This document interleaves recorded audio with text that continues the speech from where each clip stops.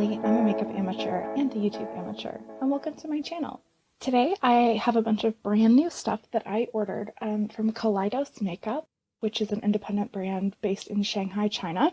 So Kaleidos is a brand that I had never heard of until about like 2 or 3 months ago, and then all of a sudden I started hearing about it everywhere. And so one day I was just like bored and I just went to their website and was looking around, and I was really like excited and intrigued by what I was seeing. So their aesthetic reminds me of like probably what people in the 60s and 70s thought the space age was gonna look like. And their names totally like play into that. I'll show you like the shade names and their products and stuff. That's definitely what they're aiming for. Actually, I also noticed that they were vegan, and I sent the website to a friend of mine who is vegan and who has been looking to try more makeup products lately.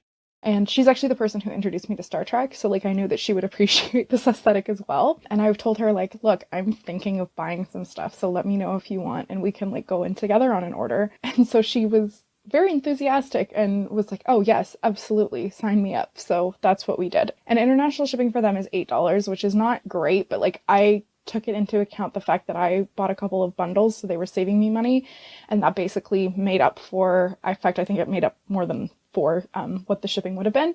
But then between the two of us, we actually ended up meeting the minimum thresholds for free shipping. So it did take a while to get here. Like we ordered it early January and it got here in the middle of February. I think in part because it is overseas, but also because of all the slowdowns with like shipping and delivery at the moment. And it came actually like in the most packaging I have ever seen.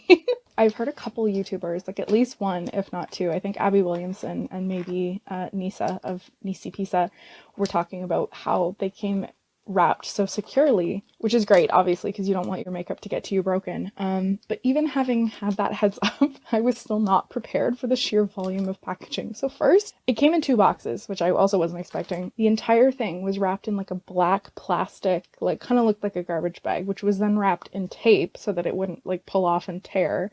Inside that, there was this layer of like really thick bubble wrap. And then each of the boxes that I had got their own like individual little pillow. So they were wrapped up real tight, like nothing was gonna happen to them. And then these boxes also are just beautiful, and they have like a whole bunch of foam inside, so nothing is happening even if they were just in the box themselves. So I thought I recorded this part of the video already and my camera disagreed, so sorry, there's already swatches on my hand. Spoiler alert. So for myself, I ordered 2 bundles of products, and my friend ordered a palette. So I'll start with this. I got the Charisma Contour Palette in Cool and Light. They have 3 of these. The other 2 are warmer and obviously deeper. I don't really do any contouring for the most part because it's just something that I find a little intimidating, because if you mess it up, like it looks really, really bad. And it takes a lot of work to correct or fix or remove or whatever. So it is something that I have wanted to try, and I thought this would be a good place to start because it's fairly simple. It's only 3 shades and comes in this cute little package here. So these are what they call the fill, the shade, and the chisel shades. And then if you look in the inside of like the little envelope that it comes with, it actually gives you like a step-by-step guide with some diagrams. So I thought that was really cute and like really easy, very helpful, especially for like kind of a beginner. The next thing is I ended up with 5 of their highlighters. I know that's a lot, but one that came in a bundle with the contour palette and an eye palette, and you could pick like which one you wanted for each. And then the other 4 came in a bundle themselves. That's definitely a lot of highlighters for me, considering I'm a person who doesn't even wear highlight all the time. I was thinking about why that is, and I think it's because a lot of the ones that I own or that I've seen, they tend to be a little bit boring. Like even if they look really pretty, a lot of the highlighters that I own are either white, like champagne, maybe a little bit of gold in them, or I have a couple that are like pink. And I've also noticed that a lot of independent brands will do really interesting pressed highlighters that are either like duochromes or they're iridescent. I think it's good for them to put out something that's a little more unique and obviously very marketable, like it's very Instagram friendly. And I think that's what sets them apart from a lot of mainstream brands that tend to just be like white, sparkly. One brand that I would say like definitely does not fit that category is Fenty. Like they do really bold, really bright highlighters, but then those are like a little too bold and bright for me. So these ones are kind of somewhere in the middle. So the 4 that came together are the Mars Melter, Solar Sailor, Star Surfer, and Comet Catcher highlights. And then the one that I got on its own in the other bundle is the Moon Cruiser.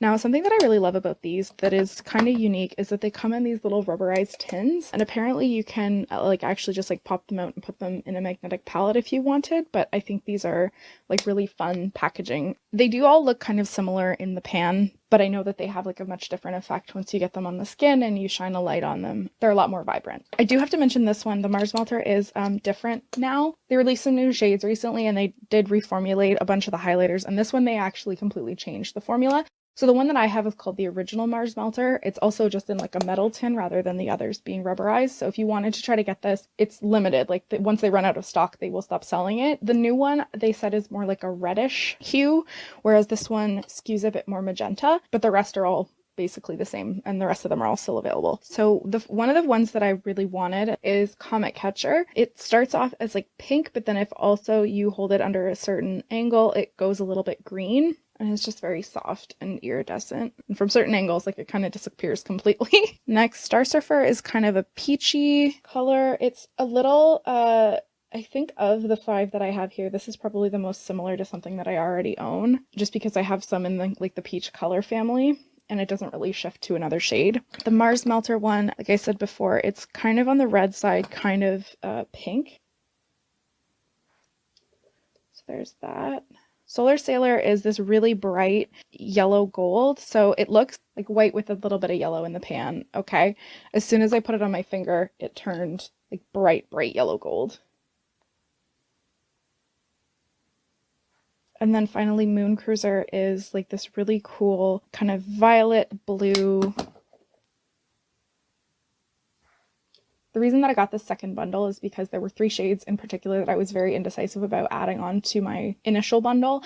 And then I realized that I could get 2 of those 3 shades in this second bundle, which were the Comet Catcher and the original Mars Melter. So that's what I decided to do. And that's how I ended up with 5 highlighters.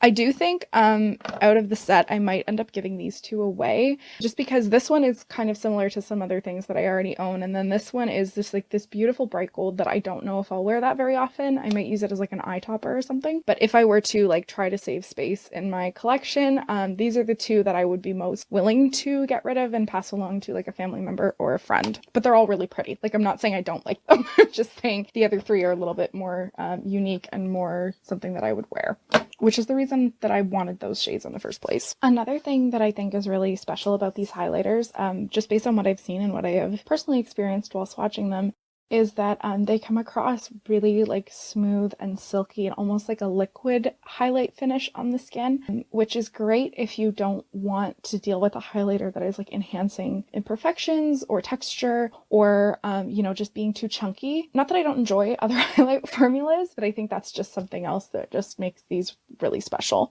Moving on to the eye palettes. The one that I purchased for myself is the Futurism 6 Lunar Lavender palette. Now, this is kind of funny because when I bought it thinking, oh, I don't have anything that's in that color family. And then in my February BoxyCharm Premium, I actually got a Huda Beauty palette that's like also lilac, lavender, this kind of colors. However, if you watched one of the videos where I talked about that palette, it has a reputation of being very powdery and not very pigmented, which is pretty well deserved in my opinion. So this one hopefully is going to stand up a little bit better. Now I have opened it, I have not swatched it before. So it comes like this. There's 6 shades in this like long rectangular palette, and that is how they look. The second one, which my friend Victoria bought, so I'm not going to open it because it's hers. I'm obviously not going to touch it. I did open it to send her a picture of what it looked like, so I'll put that on the screen. It's called the Futurism 7 Sashimi City, which that is a freaking tongue twister. Try saying that 5 times fast.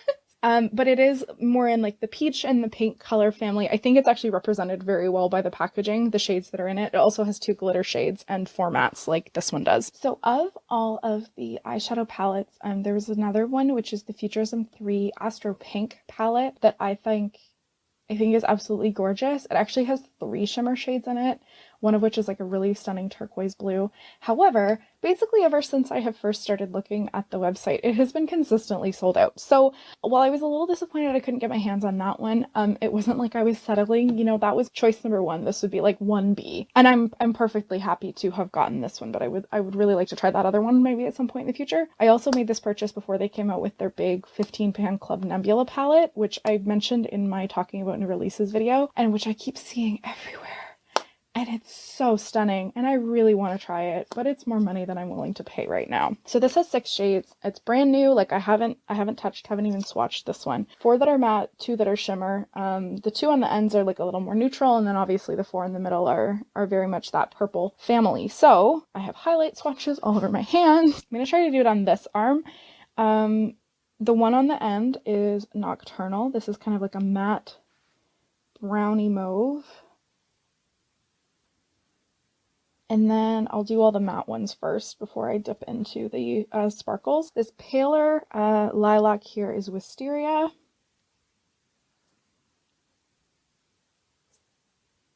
Night Flora is this kind of deeper blue purple.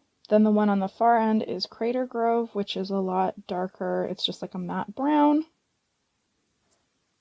And finally, these beautiful glitter shades. The pale one is Dreamscape, which has a bit of like a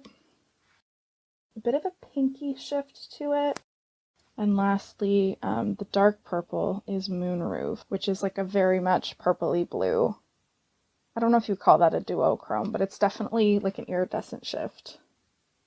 And that went on so freaking smoothly. Holy smokes. Pink from some angles, it's more blue from others. So there's the 6 shades there. I'm really excited to see what kind of looks I can create using this. It's got like a little magnet closure. Boop. And it also came in like a little envelope. I don't know how long I'll keep these.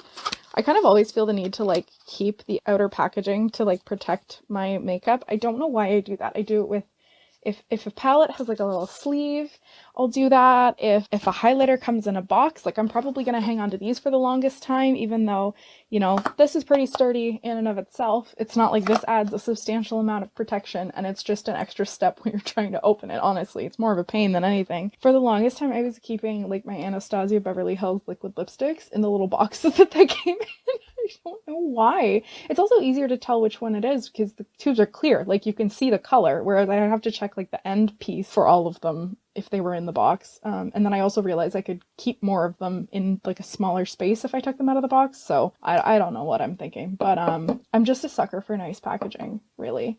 And so these are like so unique. These are so pretty. I'm really excited to add these to my collection. Definitely check them out. I mentioned before that they're vegan. They're also cruelty free. I might do like a follow-up video to this after I've had a chance to use them for a while and see how they perform on like the actual face rather than just through swatching. But I'm really, really happy with this order. I'm really excited to be trying something new and different and fun. Like I don't have enough bright, vibrant colors in my makeup collection, I don't think. I typically don't own a lot of makeup from indie brands. And there's a couple reasons for that. Number one being, up until fairly recently, a lot of the YouTubers and beauty spaces that I was a fan of and where I would be getting my news and inspiration tended to really focus on more mainstream brands like you would find at Sephora or the drugstore. So for the longest time, it was like basically just a lack of exposure, a lack of knowledge. Like I didn't really know where to start to try to be supporting more independent brands. And every now and then I would get something in like an Ipsy or a BoxyCharm and maybe I would really like it. But if I couldn't really find a way to try more things from that brand, then I would probably just like give up and not get anything else. I also want to stress like being a Canadian consumer, and I know I talk about this a lot, but it's often really difficult, if not impossible, to access independent brands because either they just straight up don't ship to Canada or the way that they do costs so much more and they don't offer free shipping, or if they do, it's like a minimum $100 order, which is a lot of money. Independent brands sometimes tend to have slightly higher prices, which I understand and which I support, you know, because they're taking on a lot of costs themselves, except that when you then add like a really high shipping cost on top of that, especially if you're only trying to get 1 or 2 things, that's usually a deal breaker for me. Like there was something I was looking at the other day where shipping to Canada was $15 and I just like closed out of the tab. I was like, no thanks, that's not happening. So that's the main reason that I hadn't been trying a lot more independent brands, and it's something that I'm really starting to look into, and I'd really appreciate anybody's suggestions on brands that they've heard are really high quality that you would recommend, or if you can figure out a way that I can get them without paying $20 for them to ship across the border. That would be great too. Thank you so much for watching this video. If you liked it, please consider subscribing and let me know if you've tried any of these products, if you've tried anything else from Kaleidos, and if you have any recommendations for other indie brands. Have a great day. Bye.